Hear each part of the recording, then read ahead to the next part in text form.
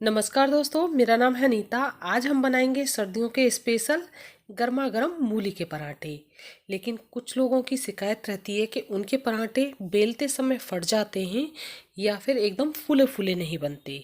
आज की इस वीडियो में कुछ ऐसी टिप्स और ट्रिक बताऊंगी जिससे आपके पराठे ना ही बेलते समय फटेंगे और एकदम फूले फूले और टेस्टी बनेंगे। तो बिना स्किप किए वीडियो को अंत तक जरूर देखिएगा। तो चलिए बनाना शुरू करते हैं। सबसे पहले मूली तैयार कर लेंगे। तो ये मैंने बड़े साइज की 2 मूलियाँ ली हैं जिन्हें अच्छी तरह से धो करके फिल लिया है। अब इनके जो ऊपर के पत्ते हैं ये हटा देंगे। तो इन्हें आप फेंके नहीं, इनसे आप चटनी बना सकते हैं, सब्जी बना सकते हैं, वो भी खाने में बहुत टेस्टी लगती है। अब ये जो इसके ऊपर का हिस्सा है वो काट के अलग कर देंगे।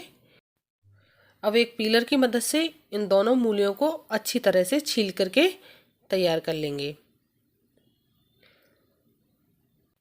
तो मूलियाँ छील ली हैं, अब इन्हें कद्दूकस कर लेंगे।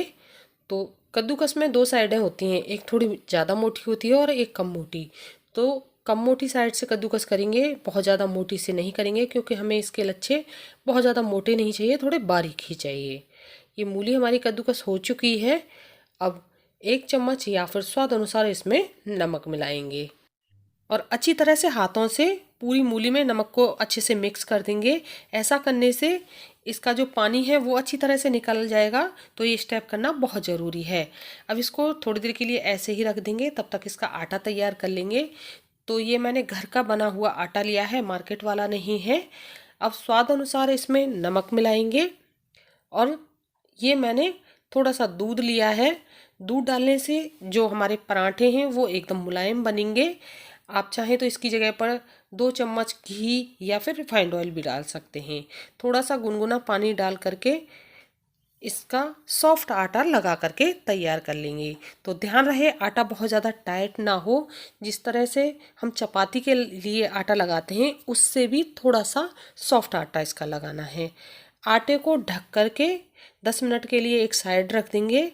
तब तक जो हमने मूली में नमक मिक्स करके रखा था वो थोड़ी थोड़ी मूली इस तरह से हाथों में लेंगे और अच्छी तरह से इसका जो पानी है वो निचोड़ देंगे। आप देख सकते हैं कितना सारा पानी निकल रहा है।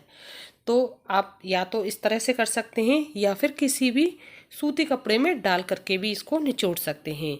लेकिन ध्यान रहे इसमें पानी नहीं रहे। अगर पानी रह गया तो जब आप पराठे बनाएंगे तो वो फटेंगे, अच्छे से बनेंगे नहीं। तो अच्छे से निचोड़ना है। तो सारी मूली को निचोड़ करके तैयार कर लिया है। आप देख सकते हैं कितना सारा पानी इस मूली में से निकला है। आप चाहें तो इस पानी से आटा गूंथ करके तैयार कर सकते हैं। और इस मूली को अच्छी तरह से खोल लेंगे ताकि इसके लच्छे अच्छे से खुल जाए। अब इसमें मसाले मिला लेंगे। तो ये एक बारीक कटी हुई हरी मिर्च ली है। अगर बच्चों के लिए बना रहे हैं तो इसे स्किप भी कर सकते हैं। स्वाद अनुसार या फिर 1/4 चम्मच लाल मिर्च पाउडर डालेंगे और ये आधा चम्मच अजवाइन ली है जिसे अच्छी तरह से हाथों से क्रश करके डालेंगे। नमक डालने से पहले मूली को अच्छी तरह से टेस्ट कर लें, अगर ज़रूरत हो तभी इसमें नमक डालें क्योंकि नमक अच्छी तरह से हमने पहले भी डाला था, जो कि पानी निचोड़ने के बाद थोड़ा सा कम हो गया है तो मैंने थोड़ा ही डाला है।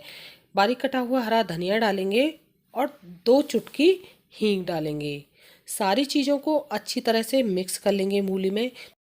और फ्रेंड्स, एक पर्सनल टिप्स आपके साथ शेयर करूंगी कि जब भी आप मूली के पराठे बनाएं तो कम से कम मसालों का इस्तेमाल करें। जितने कम मसाले होंगे उतने ही टेस्टी आपके मूली के पराठे बनेंगे। अब पराठा बना लेंगे तो इसके लिए ये मैंने लोइयाँ बना ली हैं पहले से ही। थोड़ा सा आटा इस तरह से लगाएंगे तो जब आप इसकी लोई बनाएं तो रोटी की लोई से थोड़ी सी बड़ी लोई बना करके तैयार करनी है।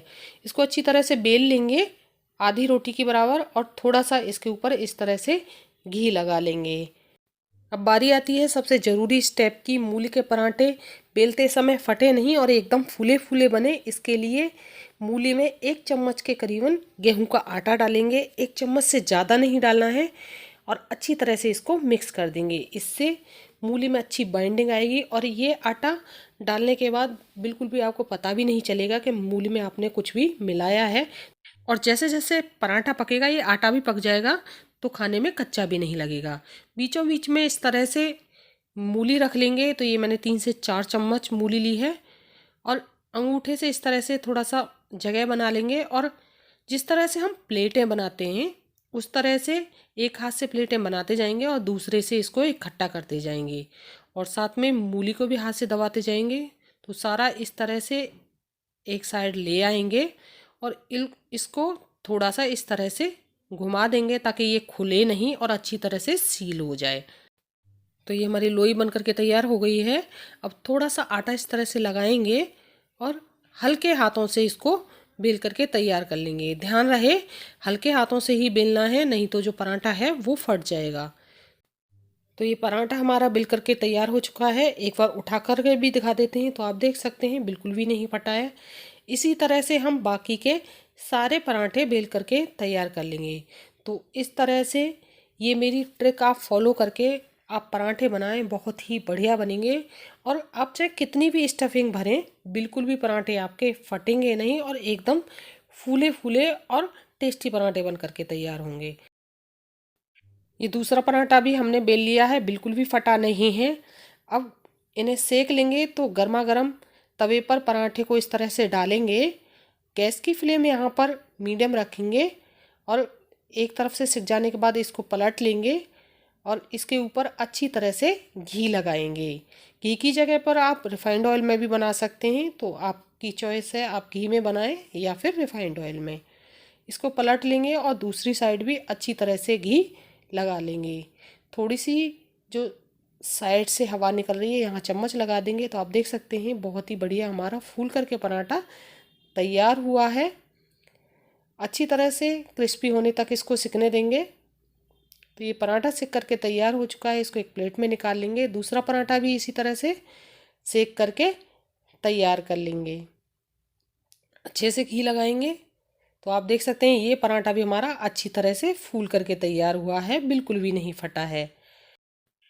तो गर्मा गर्म मूली के पराठे बन करके तैयार हो चुके हैं। थोड़ा सा मक्खन इसके ऊपर रखेंगे और बथुए के रायते के साथ सर्व करेंगे। आप चाहें तो दही या बटर के साथ भी इनको सर्व कर सकते हैं।